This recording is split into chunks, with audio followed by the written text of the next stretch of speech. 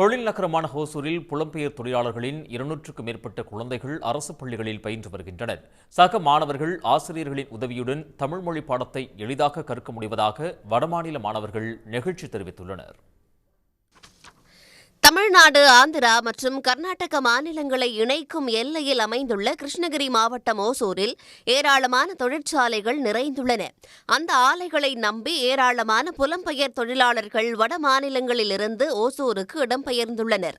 முன்பு தனிநபராக வேலை தேடி தமிழ்நாட்டிற்கு வந்து கொண்டிருந்த புலம்பெயர் தொழிலாளர்கள் தற்போது குடும்பமாக தங்கி பணியாற்றி வருகின்றனர்.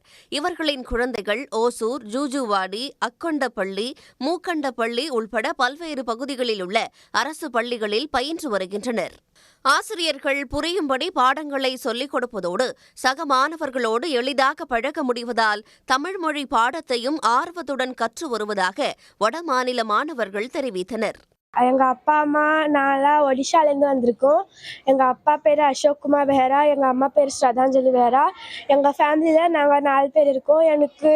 நான் ஒடிஷா ஆனால் கூட எனக்கு தமிழில் ரொம்ப இன்ட்ரெஸ்ட் இருக்குது.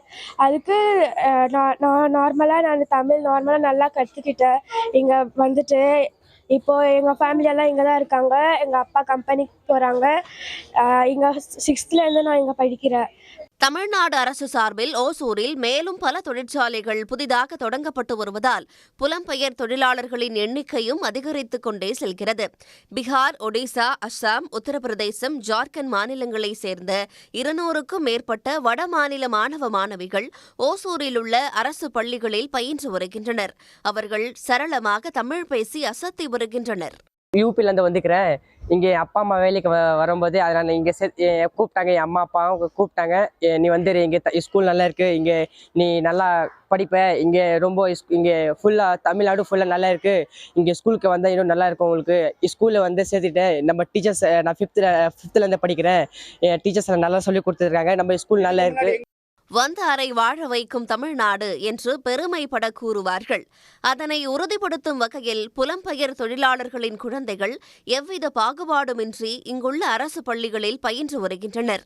இவர்களில் சிலர் தேசிய திறனாய்வு தேர்வில் தேர்வாகி 8ஆம் வகுப்பு முதல் 12ஆம் வகுப்பு வரை மாதந்தோறும் 1000 ரூபாய் உதவித்தொகை பெற்று வருவதும் குறிப்பிடத்தக்கது. சன் செய்திகளுக்காக ஓசூர் செய்தியாளர் கார்முகில். உடனுக்குடன் செய்திகளை தெரிந்து கொள்ள சன் நியூஸ் பெல் ஐகானை கிளிக் பண்ணுங்க.